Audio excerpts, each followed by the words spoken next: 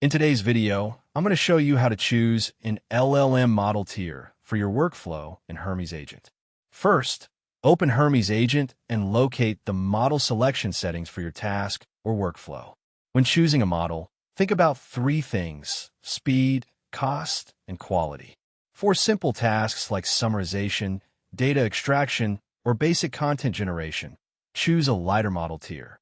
These models are usually faster and more cost-effective. For more advanced tasks, such as research, complex reasoning, customer support automation, or high-quality content creation, choose a higher-tier model that provides better accuracy and deeper analysis. If you're building a workflow that runs frequently, start with a lower-cost model and test the results before upgrading to a more powerful option. It's also a good idea to compare outputs from different model tiers using the same prompt to see which one best fits your needs. And that's it. Thank you for watching this video. Please feel free to use the affiliate link in the description.